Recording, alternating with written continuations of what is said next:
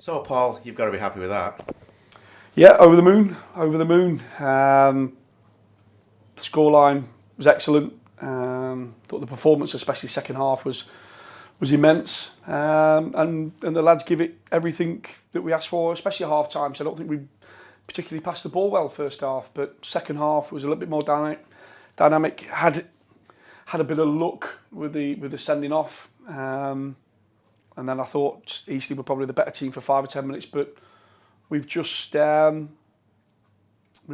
earned the right to win a game, and I don't think anyone can really complain over the 90 minutes that we didn't deserve to win it. I thought we had a chance in the first half, goals disallowed at borderline, and the keepers made 2 fantastic saves. One that wasn't acknowledged by the match officials. Yeah, he pulled off a double one from Richie Bennett.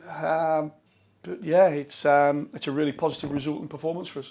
There's a lot of people probably would have said that Richie Bennett maybe needed a rest today, but you stuck with him again, and you were shown to be right once again. Well, look, it's a game of opinions. I understand. Look, we've got some good play. Ross Anna's sat on the bench for a while now, but our front two have scored a lot of goals between them and a handful. I'm sure the things will change at some point, and Ross will be given his chance. Cockerline, Harry, but at the minute, the side, we're unbeaten in 14, 15, I don't know what it is now, 16 games, I don't know what it is. And you have to give credit to the players that are continuously putting in good performances and getting good results. Al Ray came back in today for Paul Turnbull and looked like he'd never been away. That's Al Ray. I felt he's another one, if you look at it. I thought he was probably our best player consistently for the first sort of 5-10 games of the season.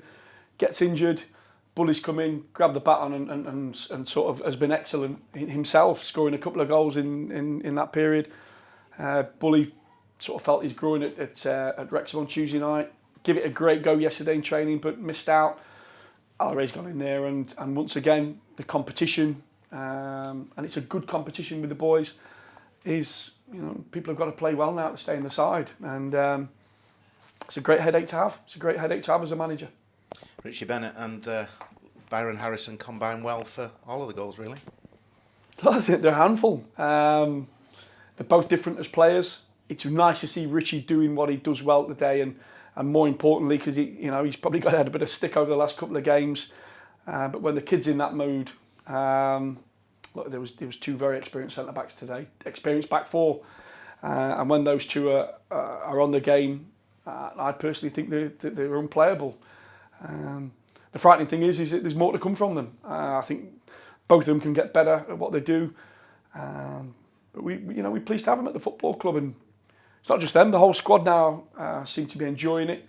There seems to be a realistic confidence about the group, and we're looking forward to playing football matches all the time now.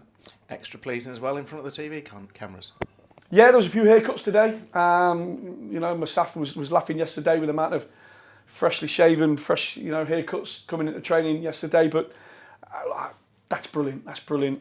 We want to be on TV. We want the BT cameras to come back to Barrow Football Club, and we want to be showing everyone what we're trying to achieve here. And as much as the boys had the haircuts and look groomed, well, they're putting a shift. They're putting another shift for the football club today, and there's a lot of smiles on a lot of people's faces, and consistency is key. We want them to have a lot of smiles for many games to come now, and everyone's enjoying the football, and we're starting to build, we're starting to grow. Same old cliches as we keep saying, but everyone's in a good place at the minute.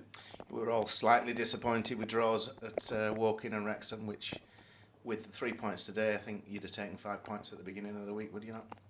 Absolutely. I think, Russ, when you look at where we are now as a football club, I think it's very important that when I read the press after the Wrexham game, that a club the size of Wrexham kind of thought it was a good point at home against Barrow. That's how much we're changing perceptions about ourselves.